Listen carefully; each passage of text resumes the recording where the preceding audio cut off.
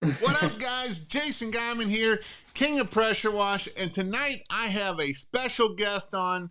And I forgot to send my text out because you know what? I'm not perfect either, but I will be sending it out once I get Mr. Dallas ready, running, and going. But tonight, I just wanted to talk about how you grew your business in this last year, some of the struggles that you've had to do, and that is going to be our goal for tonight of how you got started, where you going, what your all's goals are, because again, if you don't have goals, you're going to not be able to go. And so I met Dallas in Raleigh, North Carolina. They came down and did a class with me in September, I believe it was. And so with that, Dallas, just tell me a little bit about who are you, where are you from, and just a little bit about your story. Yeah, of course. How's it going, guys? My name is Dallas Roach from St. Louis, Missouri. I'm the owner and operator of Aqua Rents, exterior cleaning services. And really, the beginning of our story, as you know, I have a 50-50 partner, me and Patrick Wigginton. We're in the business together day in and day out. We really, we both had full-time jobs at the start of last year, and we came together and we were both just kind of sick of working for other people and making other people money. So we went and had lunch, and Aqua Rents, the name, we actually came up when we lived together in Florida a couple years prior, but we never did anything with it. So we had lunch and we decided we're gonna go for it. So we actually sat down, started watching YouTube videos. Some of King of Pressure Washing videos were some of the first videos we watched, and we realized this is something that we think we can do. So we actually started out with one of these little flyers. These are like, customers' information here, what jobs we can do here, and then they sign at the bottom.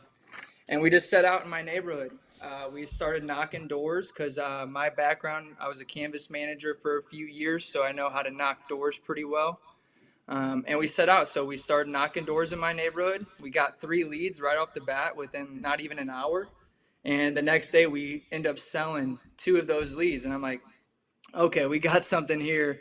Let's start doubling down and really, going for it. And that's kind of how we started. So let's go back a little bit and um, let's talk a little bit about what moved you from Florida to St. Louis. Yeah, for sure. So me and Patrick, my mom lived down in Florida, down in Cape Coral. So me and Patrick needed a change of scenery, and we were like, "Hey, let's move down with my mom, get next to the beach, and see what we can do down there." And we ended up getting a job on the beach, and I was a dolphin tour guide. Pat was a cabana boy, and we worked on the beach. And yeah, that's kind of, we just lived down there for a couple years, and then we realized that that really wasn't, our place. We wanted to come back home with our family, our other family and friends. And once we moved back to St. Louis, that's kind of when me and him decided we were going to start the business together. So with that, you all kind of went all in. You quit your jobs and you're like, I'm going to do this pressure washing thing. What was your goal originally for 2023?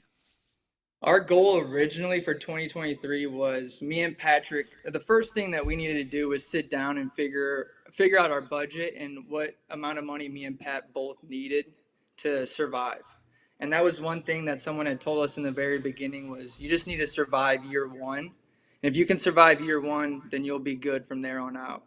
So that was kind of stuck in our mind. So that our number one goal was just to survive, do whatever we had to do to, get to that end of year one goal. So let's talk about year one. What were some of the challenges and highlights and key learning points? Because we always know that we learn from our failures. So, year Yeah. one, what were some highlights and challenges that were some key learning points? Yeah, man. Year one was it was definitely one for the books. Right away, me and Pat, we didn't really understand that. Just from watching videos, you can understand the process, but until you take action and get out there, you don't really know what all you're doing. So we bought a bunch of, we bought power washers from Home Depot.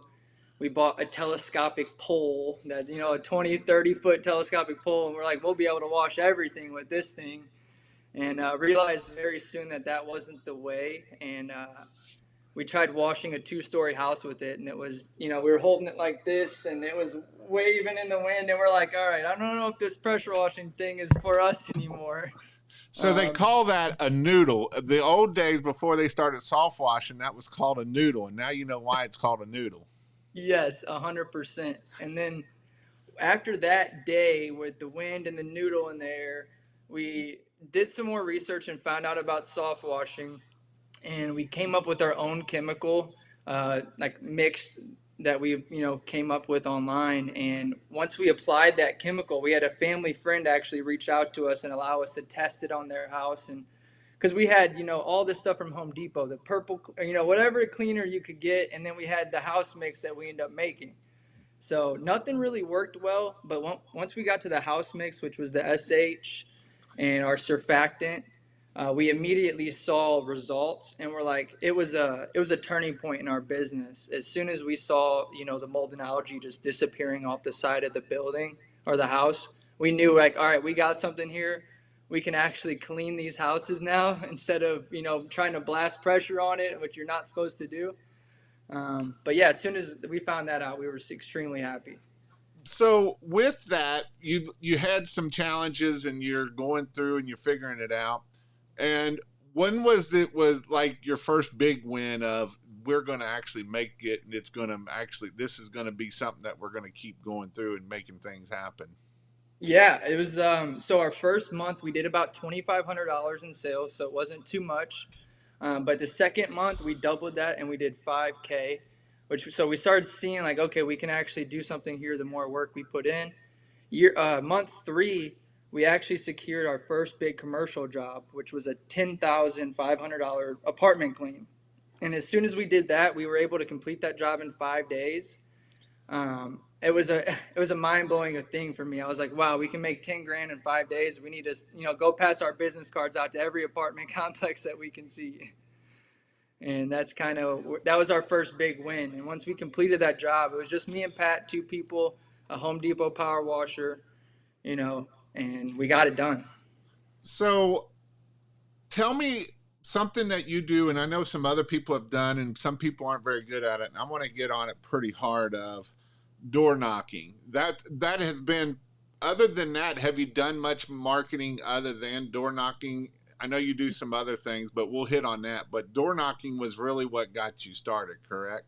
Yeah, door knocking was our first form, a proof of concept, really, to prove to us that we actually, because something I've always been told is if you can door knock, you'll never be poor. You can sell anything at the door. So as soon as we started getting those immediate leads and seeing that we can convert them and actually sell them into paying jobs, it was a no-brainer for us. So these actually, right here, these yellow things on the wall are actually all maps of our area. So we actually map it out. We'll go pick a neighborhood for the day. We'll either put flyers on or knock the doors and talk to the customers and see what is the average project in that neighborhood and find leads from that. So, so how often do you go into these neighborhoods? Do you just go one and done, or how often do you try to knock on these doors? Any day that we don't have a job, we're going to be either knocking doors or flyering up a neighborhood or, passing business cards out. But, we every job that we do, we at least, knock 10 to 20 doors around that house, or we'll just go ahead and knock that whole neighborhood if we don't have another job immediately. And are you actually knocking on the door, or are you just leaving a door flyer and moving on to the next one? So me and Patrick will personally knock on the door. We have one other guy, my stepbrother. We'll have him put the flyers on, but he knocks as well. He's learning to knock. He's shadowing us, so he's getting into that space. We rarely just put flyers, but yeah, door knocking is the number one key. If you need leads. So Patrick, I just put him up there. He said, "What's up, guys?" This is when they came to the Christmas light class, and so with door, I'm gonna because this is something that doesn't cost you a thing, right? This is bootstrapping as much as bootstrapping as can get right here, is knocking on doors. What are some Right. key things of knock? Now, I know I talked about this with another fellow pressure washer that had or knocked their way getting started. what neighborhoods dictate that you want to go door knock? Is it the greenest houses on the block, or do you try to find the cleanest houses on the block and go door knock those neighborhoods? Honestly, I don't, we don't spot knock, so we're not stopping. And if we see a house with the whole side green, we're not going to just stop and spot knock it. We are more calculated to where we'll pick a neighborhood out and we'll go execute that whole neighborhood. And honestly, like, so like this, we have a few different red neighborhoods from last March that we knocked. So those are fresh to go. And we'll just re-hit those. So we'll mark like, okay, we got 5 leads out of this neighborhood.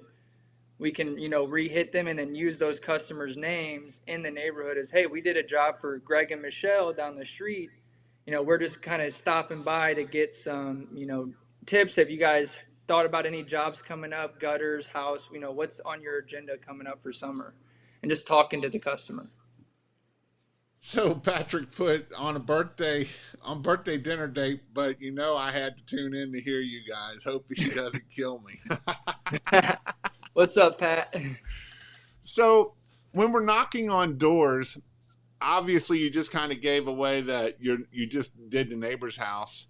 And are we trying to pressure sales real hard, or are we just kind of letting them know that we're in the neighborhood and what do you need done? So first, I'm definitely not pressuring the sale right away. I'm more of collecting information. So I just tell them like, hey, I'm just here in the neighborhood collecting information for my company. I don't let them know I'm the owner unless it gets deeper in the conversation and it kind of I can tell that it's going that way. But yeah, I let them know right away in the beginning that we're not pressuring it. We're just kind of collecting information. Gotcha. And so as you've grown your business, obviously you've done more marketing and different things. So what are some other ways that you've done marketing to get more business?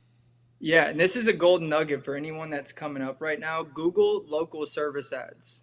Local service ads was a huge key for our business, especially, with door knocking, flyers, business cards. Local service ads is another great one to apply into your business because you're not just putting $500 out on an ad and hoping you get leads.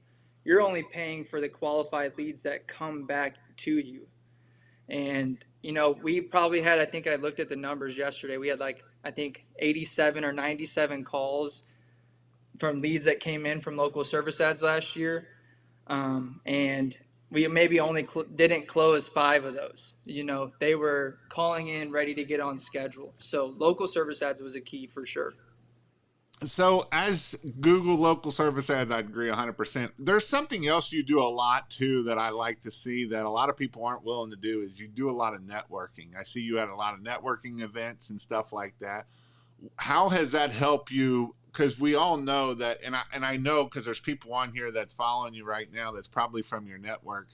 But how is it that you are able to use your networking? And you guys, when you see the picture, you two are like the youngest little kids in there, and it's a bunch of old people. And I ain't saying nothing about bad about old people, but it's kind of funny to see you two that kind of stick out like, well, you really stick out like a sore thumb, but you kind of stick out different than everybody else. Tell me a little bit about the networking side. Yeah, I love this quote is networking is your net worth.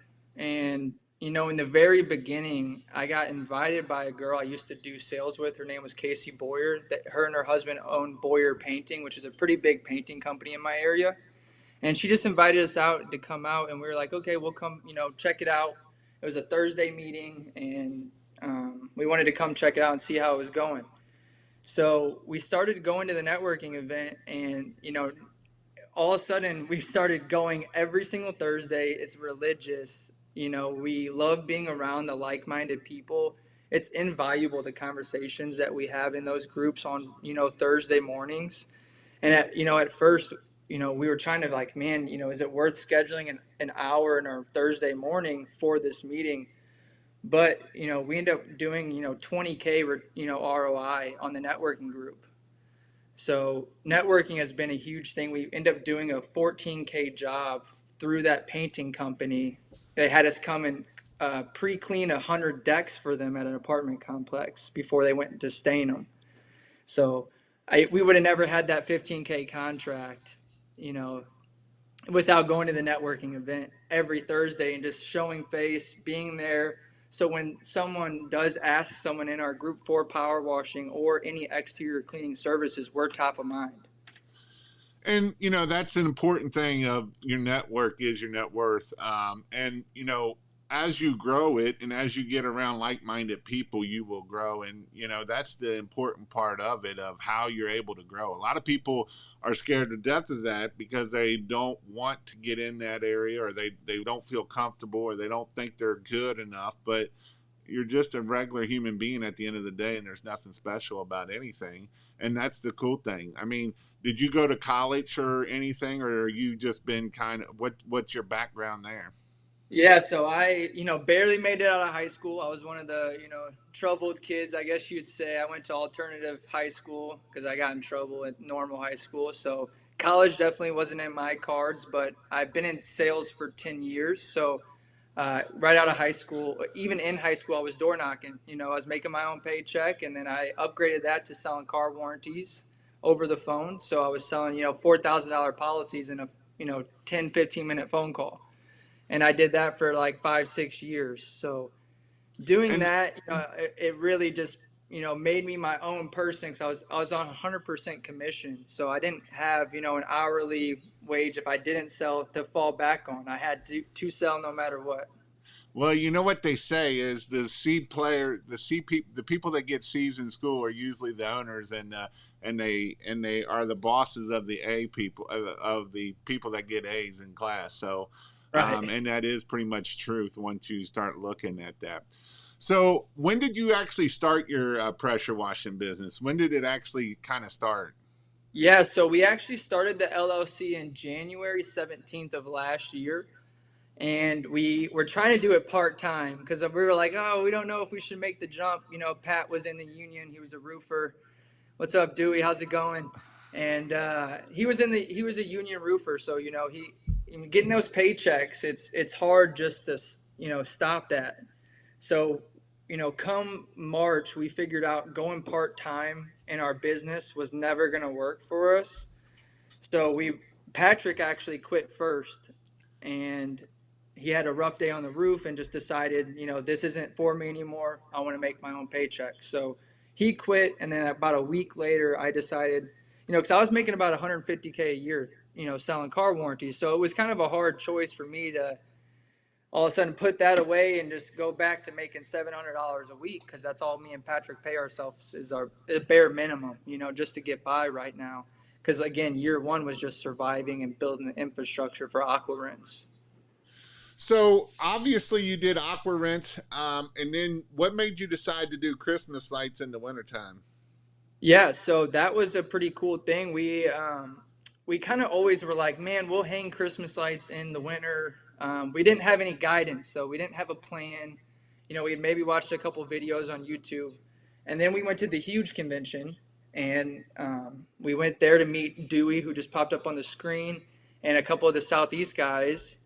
And after at the very end of the convention is when Donovan was packing up his booth. He was leaving. And we were like, me and Patrick are just standing in the room with all the other vendors and just trying to talk to people about learning Christmas lights. And we ended up bumping into Donovan. And once we sat down and talked to Donovan, he's like, he could tell that, we were action takers. We were ready to go. So he gave us about 30 minutes of his time and kind of just talked to us about what the possibilities were and let us know about the training in North Carolina.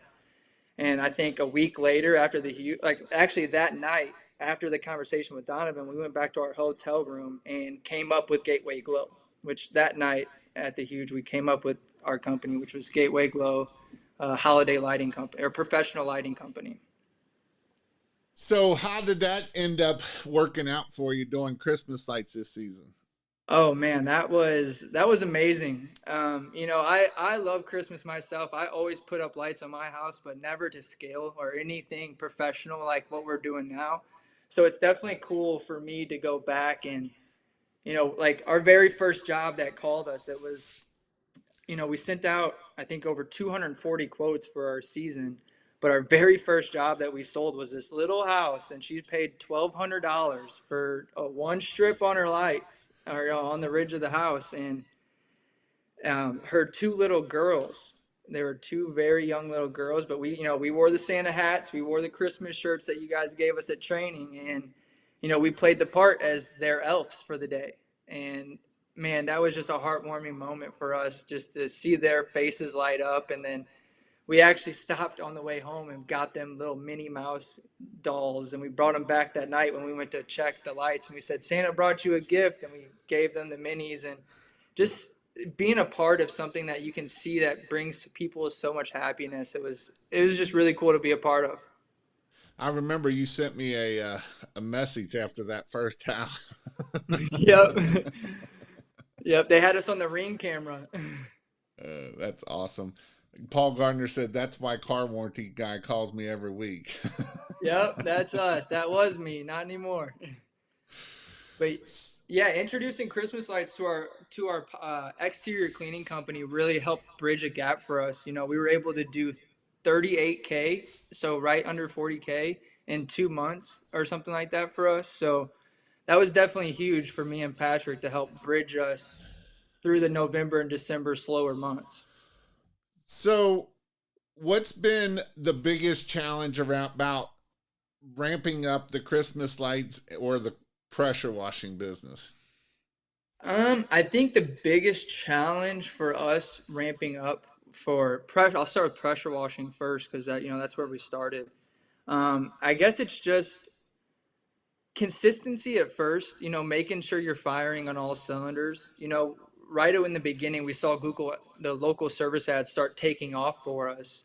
So we stopped marketing everywhere else. We put all of our eggs in one basket, and then all of a sudden, local service ads stopped.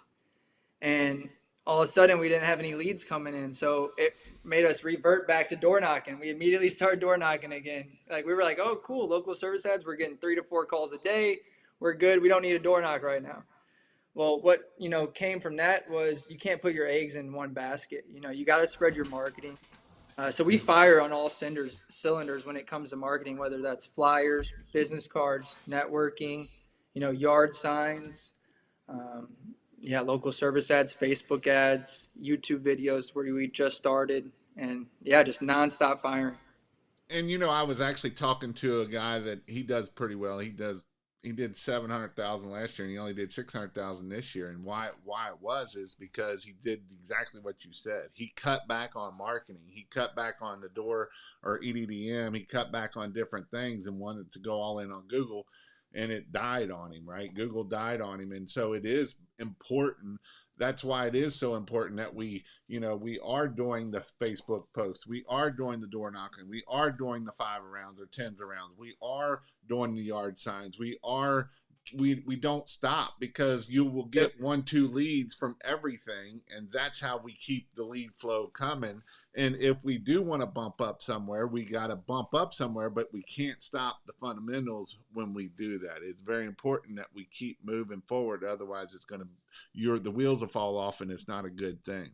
Yeah, and that was one thing that me and Patrick we had to talk about because all of a sudden the leads just stopped. So we were like, it scared us, because again we quit our full time jobs, so no cash flows coming in. It's not a good sign for us, especially in those early months. So that really we were glad that happened when it did, rather than at a later point. So we learned it early on from our mistake to not just put the eggs in one basket and to just fire at all cylinders. And the leads will come. They'll come. So, what differentiates you from your competition? Well, honestly, we don't look at it as competition. I look in my area, and we definitely have some good companies out there, but we never think of them as competition because the only people we're competing with is ourselves at the end of the day. You know, so as long as we're out there doing everything we're supposed to be doing, staying consistent, knocking those doors, pushing the leads, kissing babies, talking to everyone we can. That's we're happy with where we're at. We were able to pull 135K out of the beast in the belly of St. Louis, and I don't pay too much mind to the competitors, to be No, honest. that's what you should do, right? I mean, it's not you are competing against yourself. That's what you're doing. Let's talk about. So you started off of nothing, and you started off of with the side of pressure washing. Let's talk about the good old pricing. How did you learn to do pricing, and what have you learned about pricing? Yeah, dude, this is an amazing start to the story, really. So, right in the beginning, one of our first ways to figure out pricing was we called, lo- okay, so local companies, but not in, not within 100 miles of us. So we're in St. Louis, we called Kansas City pressure washers. And I think it was the third or fourth company we called. The first three were like, yeah, we don't have time to talk to you, and they hung up. But the fourth guy we talked to, his name was Kenny, and that's a lifelong friend of ours now.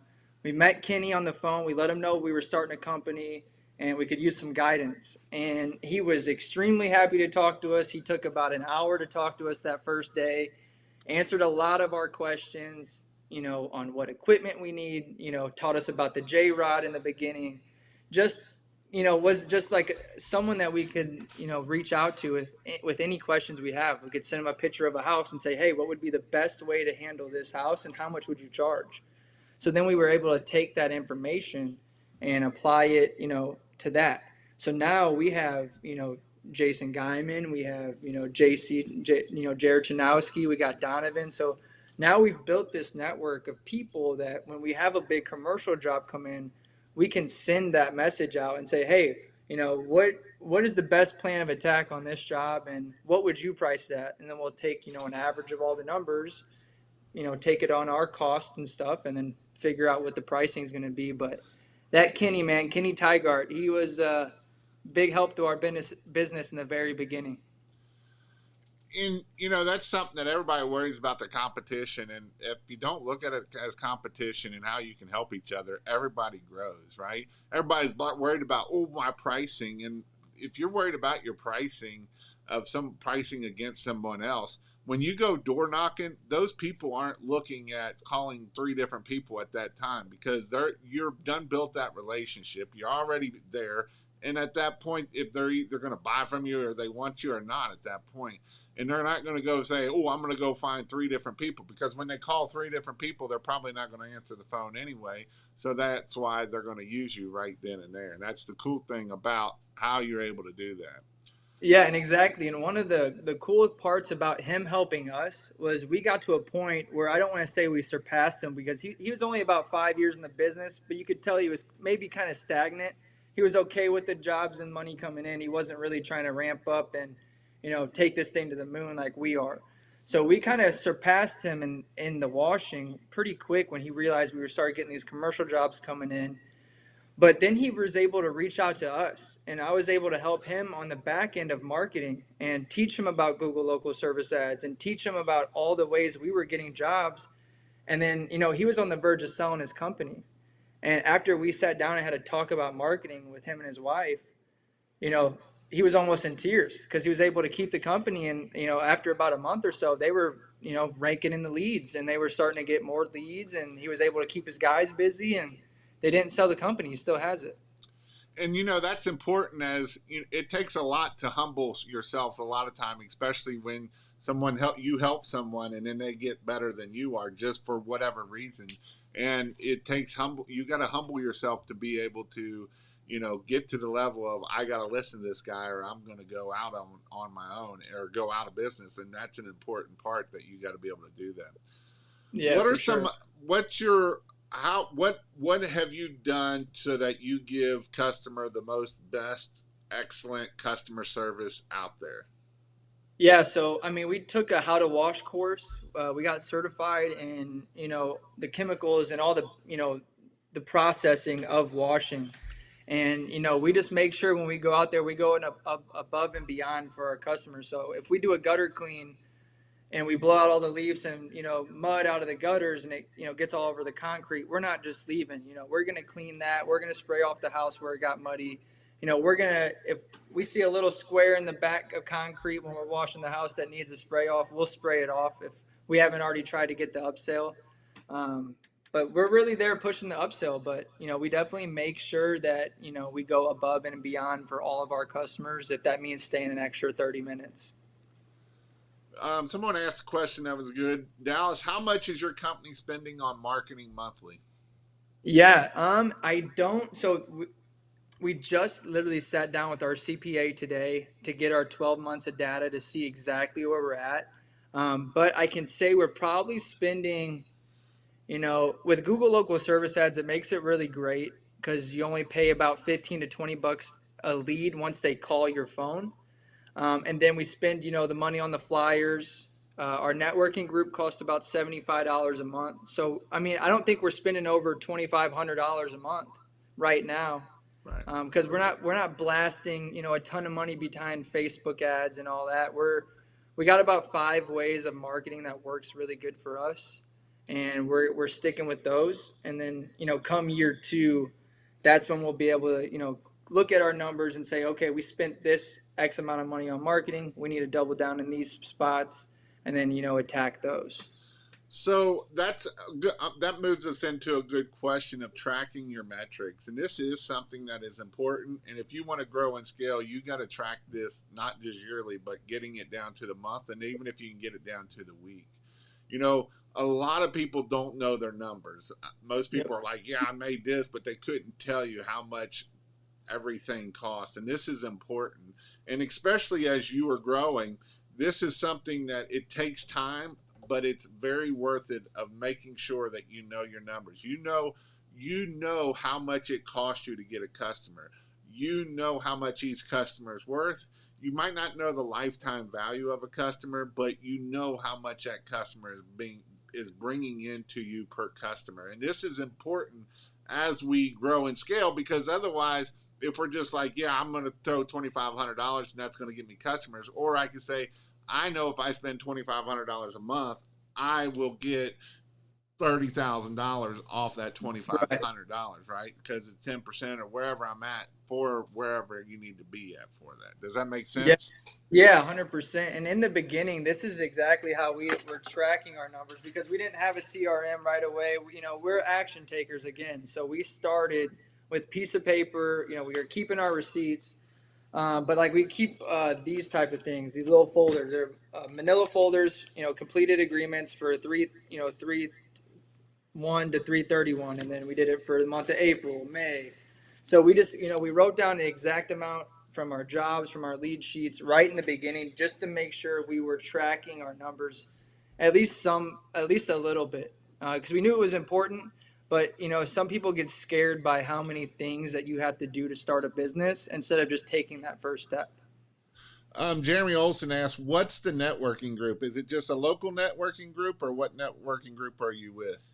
Yeah, great question. So, our networking group that we do is Masters Network, and they're actually through the United States. They're in a different couple countries as well. They hold Zoom meetings. I'm guaranteed they're in your area. So, if you look up Master Networks, you can find a networking group to join. Like in my area, Missouri, they have 14 chapters. So, we're considered a unicorn because we're the only pressure washers in our group. So what that means is we can go to all those other 14 chapters, that's, there's cities away from us that all have about 15 to 25 members in it. And we get to go in there, give our 30-second soundbite about who we are, what our company does. And we're able to do that because we're a unicorn. If I was a realtor, almost every networking group has a realtor, so I wouldn't be able to go to those other groups. But since I'm an exterior cleaning company, I'm available to go to all 14. So, what would you say would be one to two most pivotal things you've done during your first year? The most number one pivotal point for us was finding that soft wash mix. Getting our house mix down and learning that we can actually clean a house without, trying to sit there and scrub or pressure wash or do anything like that. We Once we found that, me and Pat like had a light bulb moment. We were like, "Oh my goodness, this is what we've been waiting for." Because we've seen on all the other videos, like the time lapses, they'll spray the chemical on and it goes right off, and then they rinse it, they're gone, and it looks like 30 seconds. So when me and Pat initially started going out there and it wasn't coming off within 30 seconds, we were like, "Man, what's going on? What are we doing wrong? We thought we had everything right."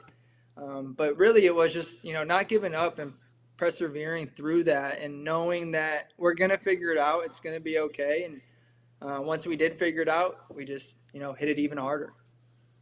So, What? So that was the number one. What would be number two pivotal thing that you? Number two pivotal was that day when we first secured that 10K contract. Because, Let's talk I about was, that because this is something that when you went there and you looked at that building, what did you? What was the first thought in your head?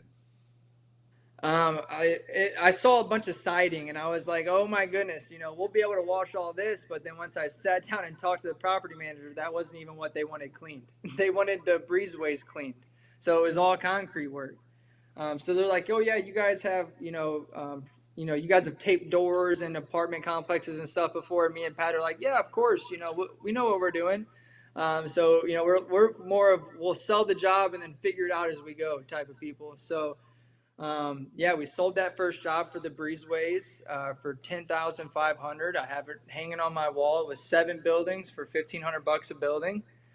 And they were actually nice enough to share their past year's job that they booked for somebody. They said, "Hey, our budget's 11 grand. We spent 11.5 with this company last year. We'd like to be under the 11K if you can make it work." And I simply asked. I said, "What's your budget this year?" And then they let us know that where it was, so we sent in the bid. We thought 1,500 was fair price for us after, especially in the beginning, we didn't really know what a fair price was, but after we talked to a few of our people, the Kenny guy and our really good friend Dewey, once we talked to them and got information from them, we realized 1,500 was a good price. And yeah, we knocked that job out in 5 days. It was 5 long days with me and Pat, but we got it done. And I was making 10 grand a month, roughly, a little bit more, selling car warranties. And, I had never had that moment yet through the business where, like, oh man, this is going to be making more money than the warranties, because in that business, everyone always tells you you'll never make more money than the warranty industry. So I kind of had that stuck in my mind. But as soon as we were able to do that 10K in 5 days, I was like, oh yeah, it's go time. So if you had to start over, what would you tell a new guy what to do for helping him get started? Do your research for sure, and reach out to your competitors in your area, and don't be afraid to talk to them. We met 4 of our competitors at the Huge, and we were able to have a simple conversation with pricing and where everyone's at. And yeah, just making sure you do your research in the beginning and doing right by your customer. I think as long as you really just showing up, you're going to be better than 80% of the people out there. So, what's your goal for 2024? Yeah, so goal for 2024, we got some big aspirations coming up. We want to do 250K for AquaRents our year two. And then for coming into year two for Gateway Glow, we want to do about 100K, which, I definitely think those numbers are, possible for us. So that's what we got written on the board, and, that's what we're going to shoot for. So I think you should shoot for more on that on the Christmas sites. I think you should shoot like Sam did and get 250 your first year. So Yeah.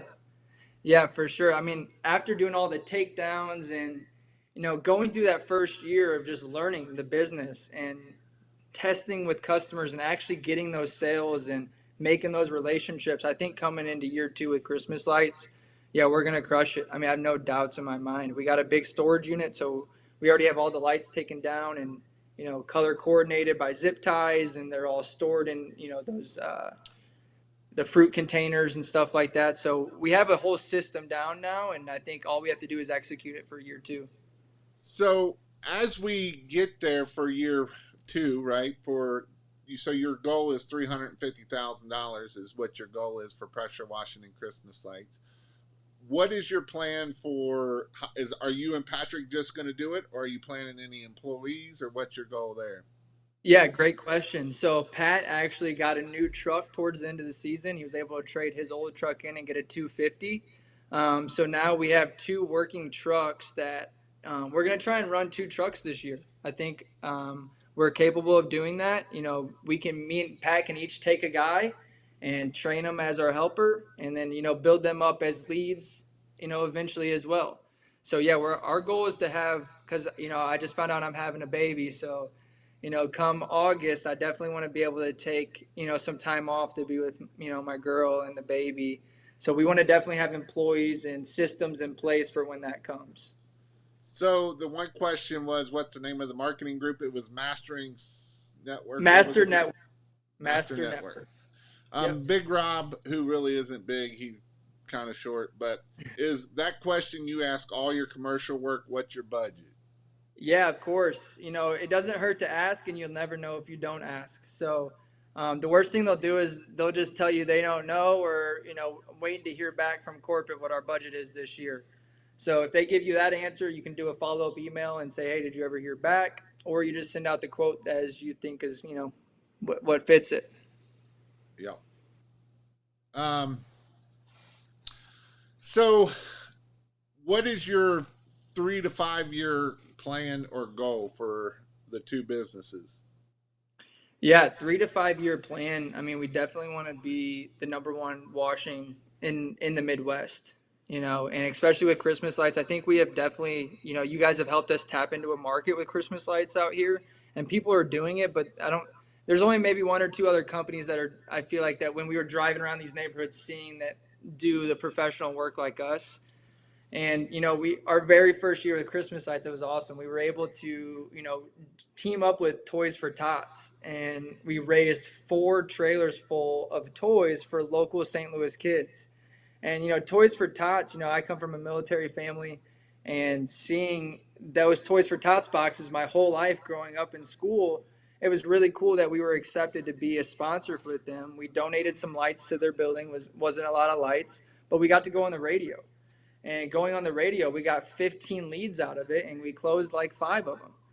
So, sometimes, it is okay to donate those lights, but it was really more about being a part of that and getting out in the community. Me and Pat are community people. We want to get out, we want to talk to those people. We want to help in any way we can. We're givers. So if we can give back, we definitely want to do that.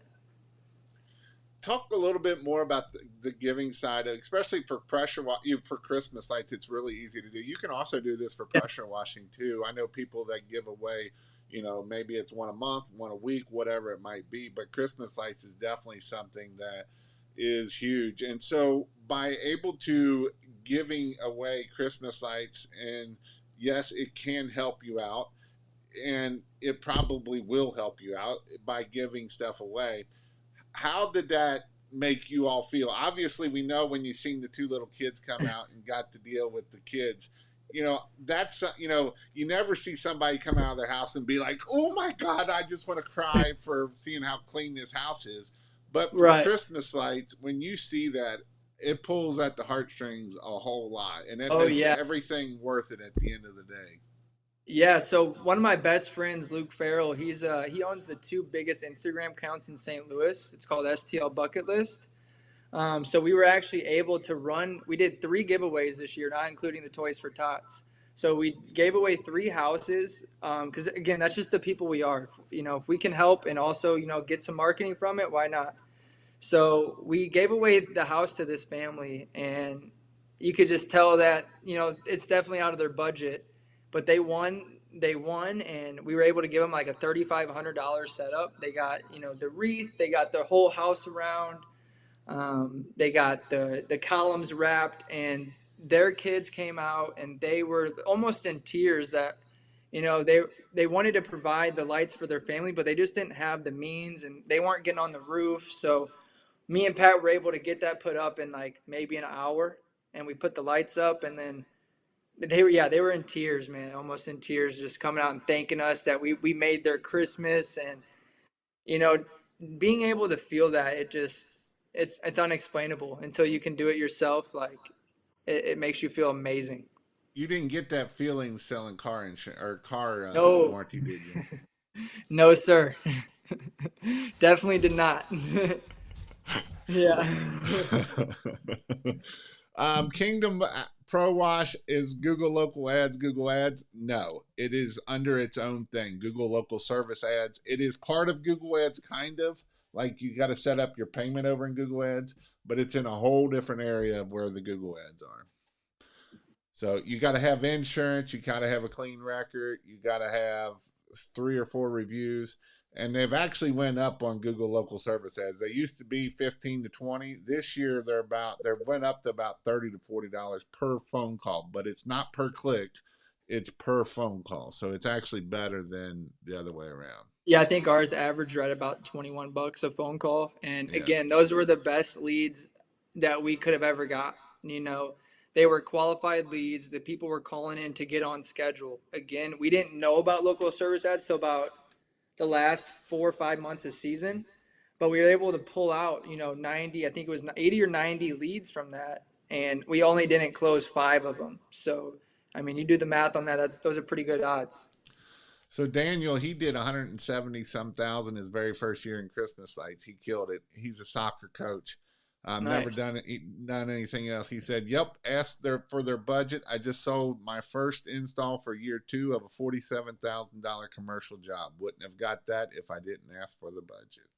Yep, because you might undercut yourself because again, limiting belief. You can't limiting belief. You taught me this, man. You can't you can't. You're not your customer. So a $1,500 $2,000 light job or a $47,000 light job, like Daniel said. I mean, it's almost unimaginable. You can't think someone's going to spend that on Christmas lights until you actually see that. Oh wow, they have been doing that. They've been doing it for years. So, what do you wish you had known? Which I know what you're going to answer on this one. What do you wish you had known when you were first starting out? What I wish I would have known is, Not you know, besides bleach works amazing. yeah. Besides that, what's the next thing? Really just trusting in yourself, and I had definitely a couple of those early moments where I was like, man, I don't know if this is gonna work, and you know, it, I just always, I trust having a great partner for me was one of the biggest parts because I'm the sales and Pat's the operations, so he's the strong one and carrying the ladders and doing the heavy lifting and all that. So I definitely wouldn't be where I'm at without my partner. And looking back, I couldn't have done any of this without him for sure. And that's a good thing to have is that other person that can, that's your weakness, and I'm sure he's probably not the best at sales. Is he's like Oh the yeah. opposite way, so it definitely makes a big difference. Yep, yin and yang in our business for sure. He handles the operations and I handle the sales. And as we scale, he'll take on more of that role as, training the guys and being in the field or, setting the field guys up. And I'll be more focused on, the sales, the marketing, the back end stuff. So if you anybody has followed Dallas, they post a lot on Facebook and different things, and we talked about this before we jumped on of AI. A lot of his pictures are AI. A lot of people are like, I ain't got no pictures, and talk a little bit about that a little bit. Yeah, man. AI, if you're not using it, you will be in the next couple years. That's for sure. It's definitely taken over and it definitely helps small businesses in certain aspects. And we use AI for, generating our captions. We use it for generating the images. So we use it as filler content. So me and Pat sat down a couple weeks ago and we decided that, no matter what, even, no matter what it is, we're going to get two posts out every single day on our Facebook page, no matter what. So AI has been a great filler content for us because we can say, hey, generate an image of a house, half clean or really whatever we need it to. So if you want to have it do a meme picture of a gutter cleaning, a funny picture that's engaging to people, you type that in, it's going to post it for you. So all the people out there that are saying they don't have content to post, there's definitely content to post. You just have to be the one creating it. You have to become the creator. So we're coming into spring, and some guys may not have the courage to go do door knocking, but they want to start their business. Being that you all have done very well at the door knocking, what are some tips and tricks that you could tell somebody that they need to either maybe work on or some things that they could work on to help them be better at it? Yeah, for sure. Well, first thing is, just trying to get your jitters out, practicing in the car with your buddy or, people at home or, girlfriend, mom, dad, whoever you can, practice, have them go behind a door. You actually knock on that door and, have your spiel going. Another way is, I always do a thing where you don't stand square off at the door. You stand open stance like this, and you take a step back off to where the step down off their porch is, 1 foot up on the step, 1 foot down, and smile. Have an open stance, smiling. Definitely ring the doorbell. I always ring and knock just in case the doorbell doesn't work. Um, but yeah, you're just there, and again, you're not there to sell them. So that's what most people think. They get scared. Is, oh, I'm supposed to sell right there at the door. The best way is we do it is we tell them the quotes are good for a whole year. So even if you're not thinking about doing this project right now, what better way to budget for your project than knowing what the price is? So our guys are going to be in the area for the next week. We'll swing by sometime in the next couple of days, drop off a price for you. And if you like it, great. If you need some time to budget it in, we're here. So that's really the best thing that we can do is collecting information and not focusing on the sale, but also knowing when to sell. So when that customer starts providing the interest, oh yeah, I've been meaning to get my gutters clean, or I've been meaning to, clean my house or wash the house. Start, scraping at that wound, as I call it. Oh, you found the Band-Aid, start ripping there. So, oh, you need your house clean? Well, how long has it been dirty for? Or, just start getting those questions and getting them talking. And then next thing you know, they're going to be asking you, when can you come out? So as you're doing that, and you had said something that I liked of do it practice, right? Practice, Mm-hmm. practice, practice. Use your buddies. Just use a video camera. Yep. And you're not going to be perfect. The better, and some of it is go knock on doors. That's practice, right?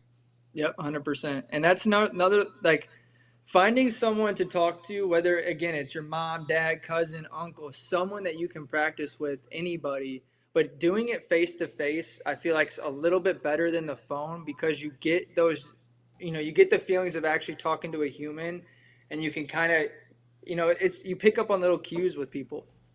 And two, you can film yourself as you're doing this and look back, and maybe you're using your hands too much or you're Right, jittering or too you're much, crossing your arms or something like that. Yeah, for sure, right? videoing it.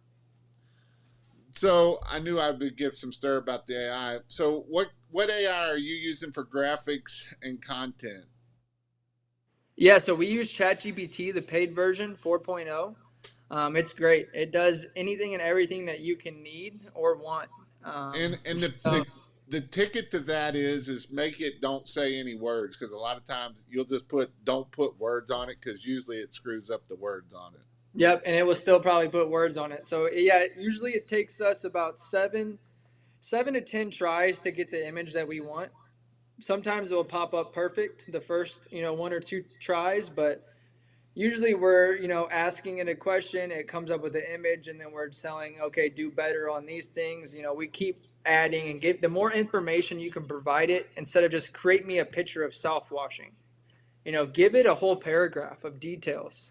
And that's another thing that we've been doing, especially with our YouTube videos that we just started posting on our Aqua Rinse YouTube channel. Is we'll have it script us out a voiceover, but then we completely edit it and make it our own. But that it gives you a guideline of kind of what to say, when to say it, and yeah, man, it's invaluable. If you're not using ChatGPT, you definitely make sure you buy it. It's $20 a month or something like that.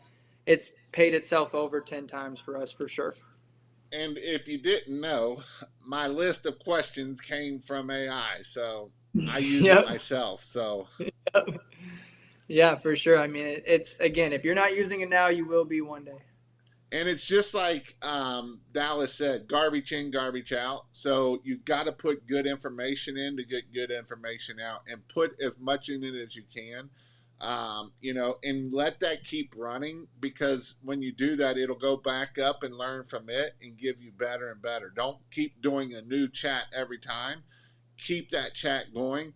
And so I'll give you a little bit of back reference of what I did is 2 weeks ago or 3 weeks ago, I did my story. I gave, like, from me starting out as a homeschooler going all the way through my story. And I did that twofold. One, I did get pretty vulnerable and opened up a lot of things that most people would have never knew about me. And two, I was able to take that information and dump it in Chat GPT and to let that analyze it. And now I can use different things off of that. So that's the reasons why you want to be able to do this stuff with the AI side of things. So Yeah, and just a again, little. we're not. Yeah, Go and again, ahead. we're not fully integrating AI to where we just type something in and completely copy and paste it. We're definitely gonna let it do its thing, and then we're gonna take that and make it our own. Because it's still AI. It's still right now the stages it's in. It's not gonna be perfect. It's gonna say maybe a weird sentence in the middle, or so definitely proofread your scripts that are coming back from ChatGPT or whatever AI you're using, and just make sure that it says what you want, because there's a lot of people out there that they'll just copy and paste it and not reread it, which it only takes about a couple of seconds to read. So I always like to ask, and I don't know, do you read any books? Oh yeah, yeah. And Big what books are. has been a book that has helped you grow in your pressure washing Christmas light business? Yeah, so tenfold, the best book that I read. There's I guess it's kind of hard to pick one, but How to Win Friends and Influence People, that's a great book. Rich Dad Poor Dad's another great book. But the one that I'm reading recently right now is I just finished reading It's Can't Hurt Me by David Goggins. And wow, that book right there, if you guys out there haven't read that book, go get it. It's definitely worth it. And there's a couple chapters that play over in my head every single day that I use it to my advantage for sure. So reading books, I agree, is 100%. And I love it. I actually just read How to Win Friends and Influence Others here recently. I've always heard about it. I started reading it a long time ago when I first started pressure washing because Kurt Kempton from Responsibid was one that told me to read it way back when. And it didn't mean as much as it did it to when I read it this time. I think in life you learn different things, and I've been reading The Law of Success and The Law of Success and Think and Grow Rich, and that's something that I pretty much read almost every day or a couple times a week that I'm reading it. And every time I read it, it's like you get something else out of it, and it's pretty cool of how you're able to do that. So Yeah, man. Think and Grow Rich and How to Win Friends and Influence People. That was the first two books that they handed me when I started canvassing and door knocking at a home improvement company when I was 15 years old. And, I was working with a bunch of friends, and they were, their canvas department, I idolize that. And, I want to build the same type of canvas department for my company as what they did. Cause man, it was a complete oiled machine. They were getting leads nonstop, but they also had, everyone was educated, not educated with school, but educated in different ways of selling. Cause that's all we were doing at that time was door knocking. So sales was the number one thing for us. And yeah, Think and Grow Rich and How to Win Friends definitely are two books. If you haven't read them, definitely go back and read them. And after you saying that, I honestly might go back and read How to Win Friends because I haven't read that since the canvassing days. So might be good to pick that one back up for sure. I'm actually reading Seven Habits of Highly Effective People right now, good book. and yeah, that one's a good one. I'm about halfway through that. But So I'm actually picked up a new one as well. I had put that Seven Habits down. My girlfriend's mom got me a What to the Expecting Father book. So I put the Seven Habits down, and I'm reading that now since I'm on a time frame. yep, you only got a few months left. Yep, exactly. Um, Jason, you're telling me you put your life story to get the information from ChatGPT to learn more about yourself. Yeah, I mean, and then that's how it works. Because now I will ask it to write different things that will help me write it out, and it pulls different stories from it. It pulls all kinds of crazy stuff from it. And I treat it like a friend. I told Pat came in one morning and I was like, yeah, I'm treating this like my best friend. I talk to it like a person, and I give it as much information as possible because in the beginning, again, that's my style. I do all the, the marketing, a lot of the social media stuff. But getting that integrated with Pat, he's starting to learn it, and he's crushing it now. He's making sure our posts are up. He's doing a lot of that back end stuff. He's learning, and I'm learning the the field stuff more. So we're both well rounded in our areas for sure. Wish I had more time to read. I always say, well, if you drive, that's the time that I used to always listen to the audio books. Is driving is a good time to listen. So Yeah, I mean, just make time for because what you're gonna get out of those books again is invaluable, especially if what if you want to get your business to be where you want it to be, you got to read and learn from other people that have been in your place.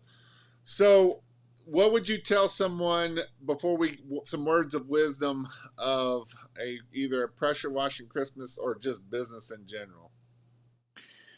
Some words of advice. Really, hit those streets again. That's where our lead generation comes from on our slow days of the Facebook ads or the Google ads, or that is hit the streets. So one thing me and Pat do is every day we don't have a job, or if we finish a job early or we're done by 12 or whatever, we'll take our business cards, just a simple Aqua Rents business card with our information on the back, Patrick Wigginton, owner, and we go and give those out to every single business we see. We'll even go to the commercial trucking side of St. Charles, which is in our area. It's only like trucking companies.